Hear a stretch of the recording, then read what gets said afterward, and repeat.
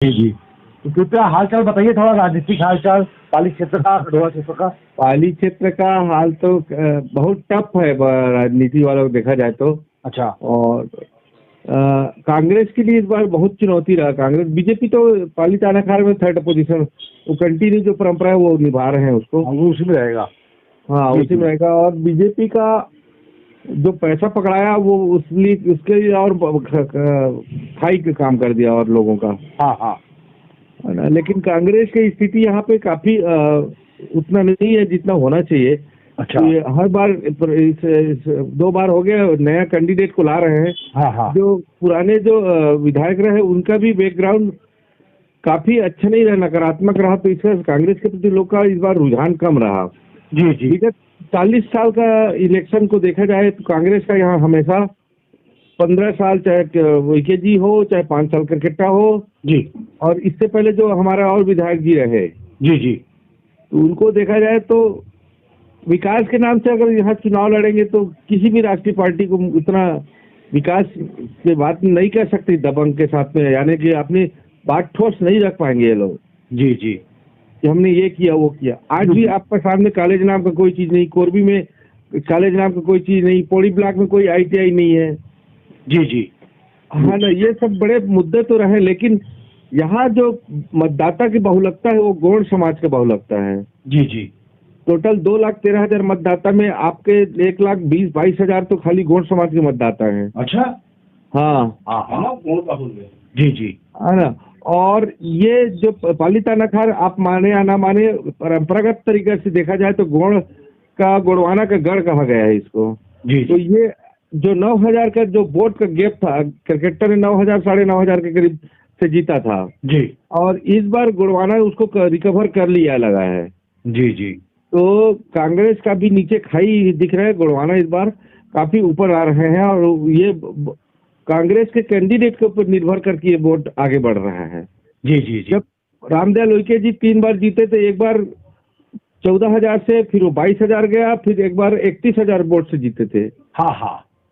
तो ये जो वोट का प्रतिशत आंकड़ा बढ़ा था, जब क्रिकेटर जी आए तो ये 9,000 में आ गए थे। जी जी। तो ये 9,000 आम आदमी पार्टी को तो कहीं से गुंजाइश नहीं कर पाए, लेकिन बीएसपी का जो यहाँ पे परंपरागत वोट था करीब लगभग 3200 से 3300 बीएसपी का वोट था यहाँ पे। जी। तो अलायंस होने के बाद गोड़वाना बीएसपी का तो ये वोट तो आ जाएगा, लेकिन आम आदमी पार्टी के जो यहाँ पे शुरुआत हो रहा था वो वोट कांग्रेस से छटक करके, और कांग्रेस का जो अच्छे नेतृत्व करने वाले पाली तानाखार में थे उसका माइनस पॉइंट गया पाली के कारण। अच्छा। हमारा ब्लॉक पौड़ी ब्लॉक में 112 पंचायत है जी। और आपका 90 पंचायत पाली है। जी जी। तो हमेशा पाली ब्लॉक वालों को यहाँ का अधिकार, वहां से आके कांग्रेस के नेता लोग बड़े बड़े माला पहनते, मुंडी तक नहीं दिखता। जी। जबकि यहाँ के बेस्ट कांग्रेसी लोग हैं यहाँ के। हाँ हाँ हाँ। तो ये भावना इस बार कांग्रेसियों में भी आ गया था। अच्छा। है ना, कि हम इनको क्यों वोट दें इस बार। जी जी जी। सब कुछ पाली में होगा, कॉलेज भी हो गया, चाहे बढ़ादेव कॉलेज वाला हो चाहे कुछ भी, लेकिन पौड़ी के लिए क्या है? कुछ भी नहीं है। एजुकेशन के नाम पे, रोड के नाम पे। और विगत 17 साल से हम लोग हाथी से प्रभावित है। ये मुद्दे बहुत है। आज जो सनत जी को भी इसको आत्मचिंतन करने की जरूरत है कि आपने हाथी प्रभावित एरिया में, आप चाहे तेंदुलटीकरम आज तक 75 साल के बाद भी आंगनबाड़ी नहीं हो पाया, वहाँ पे मिडिल स्कूल नहीं हो पाया। ऐसे जो प्रिमिटिव ट्राइब है वहाँ भी ये चीज की आवश्यकता है। और एक भी सामुदायिक भवन आप खनिज न्याय फंड का कहीं भी नहीं बनाए।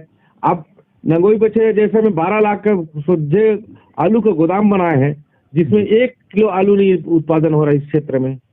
ओहो, भ्रष्टाचार बहुत ही ज्यादा। तो जो सना जी को भी इस बार कठिन चुनौती को सामना करना पड़ेगा। और गोड़वाना ने अगर भरतपुर सोनहत में 30,000 के ऊपर वोट ला लिया तो 100% इस बार बीजेपी भी नहीं आएगा सांसद में, कांग्रेस भी नहीं आएगा, कहीं दूसरा आम आदमी पार्टी का जो अच्छा अलायंस हो जाएगा, बीएसपी, आम आदमी और गोड़वाना का, तो निकाल देगा। अच्छा अच्छा। हम आपसे जानना चाहते हैं संत जी जी जो कांग्रेस प्रत्याशी है जी, उसके बारे में थोड़ा प्रकाश डालिए कि वो कौन है, अचानक कहाँ से आ गई जी, और उसकी क्या स्थिति हो सकती है। ये अभी जो हमारे पाली तानाखार के जो कांग्रेस के प्रत्याशी रही श्रीमती टुकेश्वरी सिदार जी, जी आपको अच्छी तरह से पता है, सिद्धार्थ सरनेम महासमुंद, गरियाबंद और आपके धमतरी साइड में लिया जाता है जी।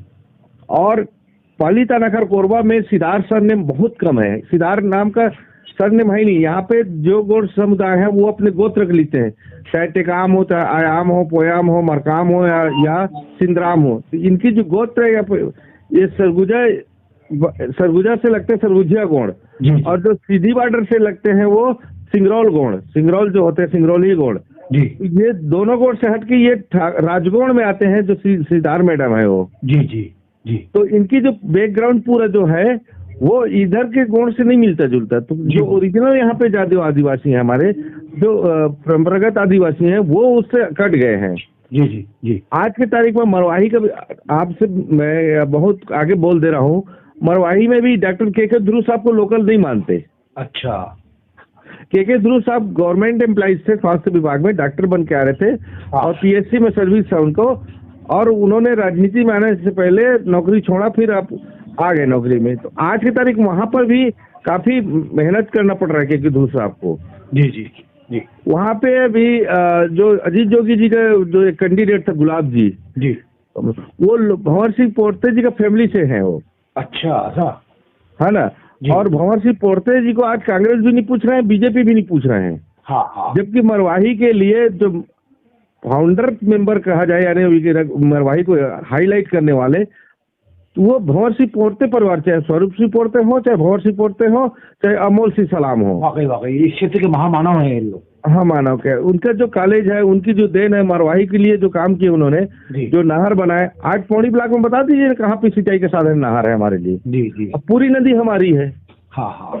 चाहे हसदो नदी ले लीजिए, चाहे अहरन नदी ले लीजिए, सभी का उद्गम स्थल कोरबा से ही निकल रहे हैं। जी जी। और इतने बड़े बांध छत्तीसगढ़ में बागो बांध है, 1 लीटर को ही सिंचित एरिया नहीं है हमारा।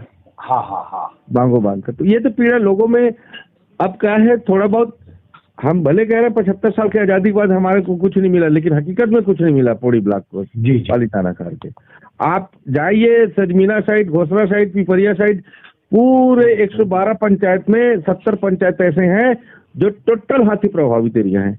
जी जी। और दूसरी चीज, इस पंचायत पौड़ी ब्लॉक में 112 सरपंच में लगभग 65 सरपंच है जो गुड़वाना के सरपंच है। अच्छा अच्छा। यहाँ तक कि जनपद अध्यक्ष भी गुणवाना किया हमारे पौड़ी ब्लॉक का। ऐसा जी इतने उसको तो हल्के से नहीं ले सकते, क्योंकि एक सरपंच एक गांव में अपने पूरी समुदाय को लेकर चलता है। अब उनके और 5वीं अनुसूची क्षेत्र, उसका बेनिफिट तो मिलना है गुणवाना के साथियों को हमारे। तो ये बताइए, आप इतना पक्ष ले रहे हैं गुड़वाना का जी, क्योंकि गुड़वाना लगातार वहाँ चुनाव हारती रही और कांग्रेस जीतती रही। ये आप इसको हम दूसरे दृष्टि से देखते हैं। गुड़वाना के पास इकोनॉमिक रिसोर्स क्या है जी, है ना। ये अपने बलबूते पे स्व प्रेरणा से अपने कम प्रचार पे इतना 45,000 वोट ला रहे हैं, बीजेपी राष्ट्रीय पार्टी को 3rd पोजीशन में ला रहे हैं। हाँ हाँ। तो कहीं ना इनकी तो जो जनाधार है उसको हम लोग कम नहीं आंक सकते। जी जी जी। और क्रिकेटा आए तो 9,000 आया। हाँ। और क्रिकेटा के जाने के बाद तुलेश्वरी सिद्धार्थ जी के ये 9,000 कम भी हो सकते हैं। तो जो वोट की मार्जिन है या वोट की जो जीत के प्रतिशत है, मुश्किल से 2,500-3,000 में गुणवाना निकाल देगा, ऐसी उम्मीद है इस बार। अच्छा, जैसे कि आप उसी क्षेत्र में जाते हैं, पाली विधानसभा क्षेत्र में जी, तो हम आपसे जानना चाहते हैं कि जो प्रत्याशी हैं, चाहे वो गुड़वाना के हों, कांग्रेस के हों, भाजपा के हों जी, क्या इनसे कभी आपको रूबरू होने का सा मौका मिला या उनकी बातों को सुनने का मौका मिला हो, तो वोट कैसा प्रभावित करता रहा?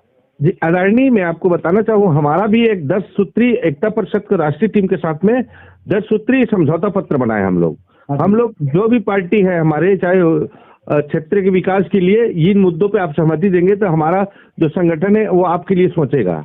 चाहे वो बीजेपी हो, चाहे कांग्रेस हो, चाहे गुड़वाना हो, चाहे बीएसपी हो, चाहे आम आदमी पार्टी हो। तो ऐसे करके जो हमारा वर्किंग एरिया, जो कार्य क्षेत्र है, 30 विधानसभा क्षेत्र है हमारा, जहाँ पे हमारा एकता परिषद का काफी प्रभाव है। जी जी।